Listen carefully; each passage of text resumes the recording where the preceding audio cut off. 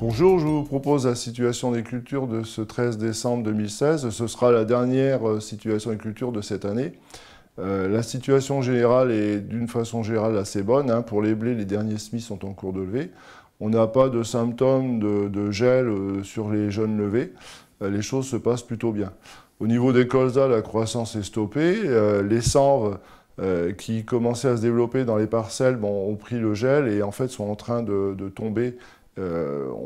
Normalement, elles devraient disparaître avec ce coup de gel.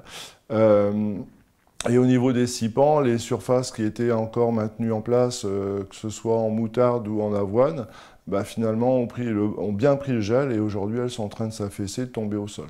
Pour les semis de printemps, on va pouvoir commencer à regarder au niveau des choix des variétés, notamment en févrole et en pois. Alors pour les févroles, aujourd'hui, on a les résultats de la campagne 2015 et 2016 qui nous servent de référence. Alors les variétés qui sortent le mieux aujourd'hui, c'est la variété Tiffany, qui était bonne en 2015 et qui a confirmé en 2016 ses résultats. La variété Trimpette, qui est une nouveauté 2016, qui a donné de bons résultats mais qui doit être confirmée. La variété Expresso, qui a un peu décroché cette année, mais qui reste une référence en termes de variété de févrole de printemps.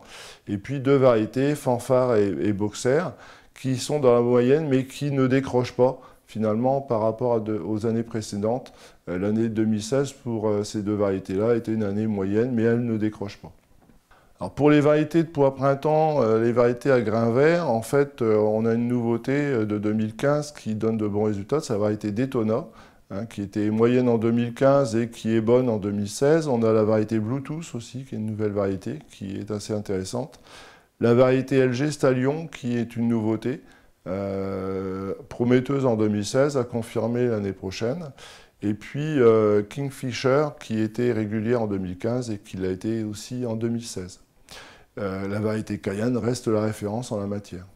Alors pour les variétés à grains jaunes, au niveau des variétés, on a la variété Safran qui est en 2016 avec des résultats aussi bons qu'en 2015.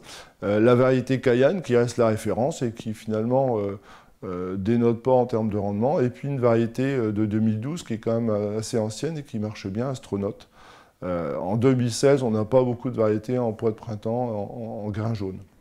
Alors, au niveau des installations, c'est le moment de faire le point sur le local phyto et finalement de faire le tri. Alors, juste quelques rappels par rapport à ça, c'est que d'abord, on a des produits qui ont été retirés du marché ou qui vont l'être, donc il faut les identifier. Pour ça, vous avez plusieurs possibilités. Soit vous allez sur le site EFI, qui est le site du ministère, pour vérifier la validité de ces produits-là, en tout cas les dates d'arrêt si c'est le cas. Et la deuxième chose à faire, c'est de ranger ces produits-là dans la catégorie des PPNU. Alors, on a un certain nombre de matières actives et de produits commerciaux qui vont s'arrêter cet hiver. Donc, ces produits-là, il faut les identifier et les classer à part dans le local phyto, dans la catégorie des PPNU. Ensuite, au niveau du rangement, je vous rappelle que la réglementation nécessite de stocker de façon identifiée et à part les produits classés CMR, donc les produits classés cancérigènes, mutagènes et reprotoxiques. Ça ne veut pas dire qu'il faut les stocker à part dans le local, mais qu'il faut les stocker de façon identifiée, par exemple dans la catégorie blé, la catégorie betterave ou colza, de façon identifiée, donc les CMR ensemble. Un petit rappel aussi, c'est que dans le local phyto, on doit mettre que des produits phyto. Alors ça semble évident, mais c'est vrai que lorsqu'on fait le tour, on trouve des choses qui n'ont rien à y faire. Alors, il y a deux choses qu'on trouve beaucoup en ce moment dans le local phyto, ce sont les semences, qui n'ont pas à être dans le local phyto, et les engrais foliaires. Dans le local phyto, on ne doit trouver que des produits phyto, et un produit phyto est identifié par son numéro d'AMM, d'autorisation de mise sur le marché.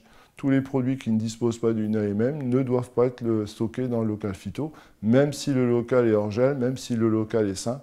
Ce n'est pas l'endroit pour stocker ces produits. Donc c'était le dernier message de l'année 2016. Le prochain message sera enregistré le mercredi 4 janvier 2017. En attendant, je vous souhaite une bonne journée, une bonne semaine et surtout une bonne fin d'année. À bientôt, au revoir.